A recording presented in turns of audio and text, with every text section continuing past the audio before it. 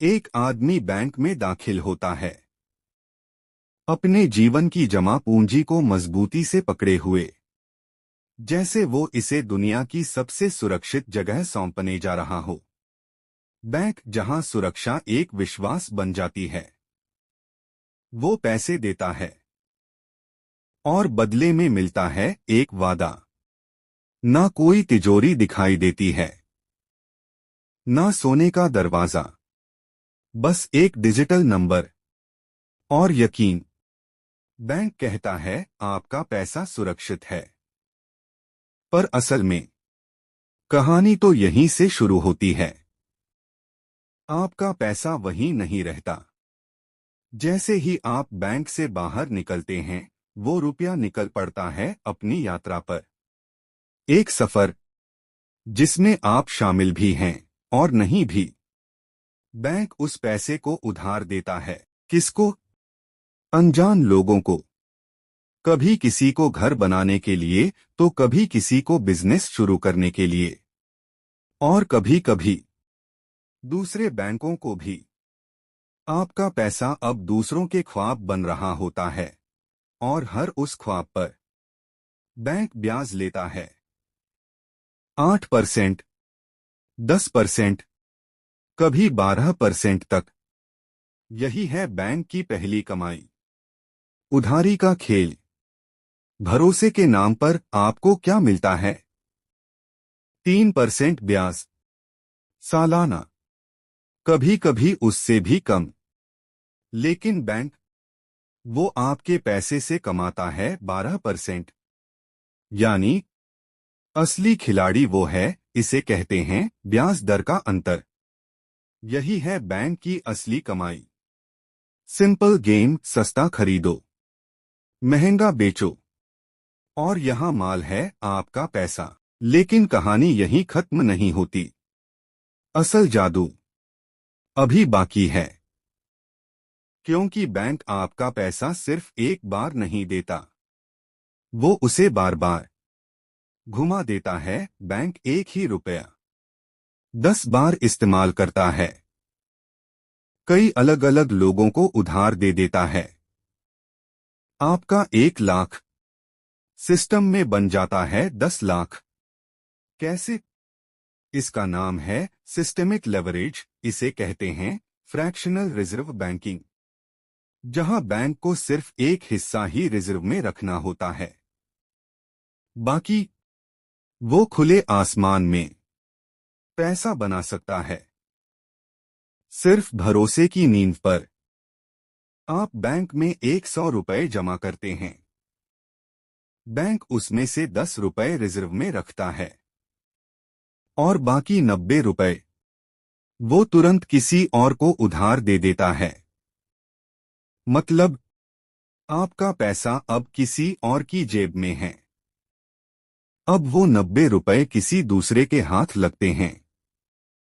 शायद वो आदमी एक कार खरीदता है, डीलर को मिलता है 90 रुपए, और वो डीलर, वो भी उस पैसे को फिर से बैंक में जमा कर देता है।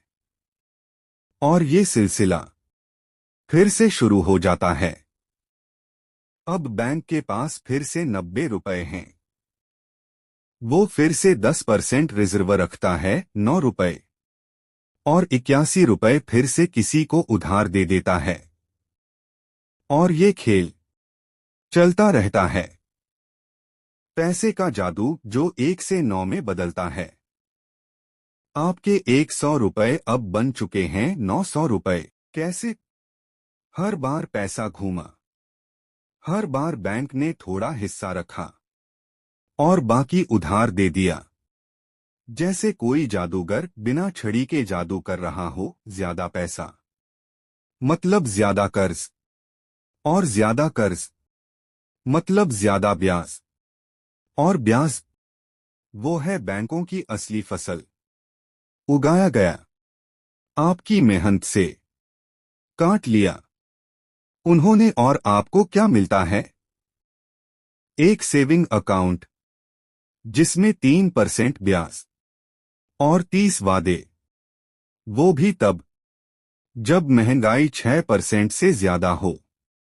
हकीकत, आपका पैसा धीरे धीरे घुलता जा रहा है। बैंक सिर्फ उधारी का खेल नहीं खेलता, वो निवेश भी करता है, और वो भी आपके पैसे से। न उसका रिस्क, न उसकी कमाई में आपकी हिस्सेदारी। फायदा पूरा बैंक का। सरकारी बॉन्ड्स खरीदे जाते हैं, रियल एस्टेट में पैसा डाला जाता है, सिक्योरिटीज, डेरिवेटिव्स और बहुत कुछ। कहने को सब सिस्टम के लिए है, पर असल में ये सब उनके मुनाफे का खेल है। कम जोखिम, गारंटीड मुनाफा, बैंक को नुकसान ना हो, इसके लिए पूरे सिस्टम ने कवच पहन रखा है, क्योंकि वो सिस्टम का स्तंभ है।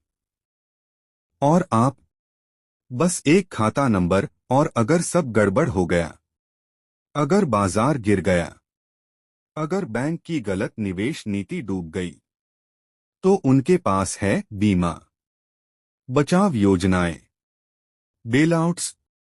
और आपके पास एक लाइन हम खेद प्रकट करते हैं। सवाल ये है, आप किसे भरोसा कर रहे हैं? अपना पैसा जल्दी चाहिए तो शुल्क देना होगा। दूसरे एटीएम का इस्तेमाल किया, शुल्क। मिनिमम बैलेंस नहीं रखा, फिर भी शुल्क। लोन की एक दिन की देरी, ब्याज प्लस जुर्माना। नियमों की किताब उन्होंने बनाई और आपने बिना पढ़े साइन कर दिया। लॉकर हो या स्टेटमेंट, कुछ भी मुफ्त नहीं। आपका कार्ड उनके लिए एक मुनाफे की मशीन। लेट पेमेंट पर 36% सालाना ब्याज या उससे भी ज्यादा। और अगर आप चूक गए, आपका डेटा उनका हथियार बन जाता है। कर्ज वसूली, नीलामी, कानूनी नोटिस, सब आपके ब्याज से फंड होता है। बड़े बैंक और बड़ा खेल, करेंसी ट्रेडिंग, डेरिवेटिव्स, हेजिंग। पल भर में अरबों का लेन देन। आपकी बचत सिर्फ एक बूंद। और जब बैंक डूबता है, सरकार उसे बचाती है। बहुत बड़ा है, इसलिए सजा नहीं मिलती। धनवान को मिलते हैं बेहतर रेट, एक्सक्लूसिव सलाह, वीआईपी ट्रीटमेंट। बाकी सब सिर्फ एक नंबर, एक सिस्टम का हिस्सा। सिस्टम कभी टूटा नहीं था, वो तो ऐसे ही बनाया गया था। बैंक सिर्फ पैसा नहीं, आपकी पसंद भी नियंत्रित करता है। लेकिन क्या हो अगर आप खुद बैंक बन जाएं? जिस दिन आपने समझा पैसा कैसे चलता है, उसी दिन आपकी ताकत शुरू होती है। बजट बनाना शुरू करें, सीखना शुरू करें, पढ़िए, सुनिए, सवाल करिए। सिर्फ सेविंग नहीं, ग्रोथ कीजिए। अपने आप में निवेश करें। स्किल्स ब्याज से ज्यादा फायदेमंद होते हैं। खुद का बैंक बनिए अपने पैसों से और पैसा बनाइए। पैसा एक औजार है, बैंक खेल का हिस्सा है, खिलाड़ी नहीं। सिस्टम को जानिए और चतुराई से खेलिए। दुनिया पैसे से चलती है, लेकिन पैसा भरोसे से। किसी सिस्टम से ज्यादा खुद पर भरोसा रखिए। आपने उन्हें अपना पैसा दिया, अब ज्ञान वापस लीजिए। और याद रखिए, बैंक दौलत नहीं बनाते, आप बनाते हैं।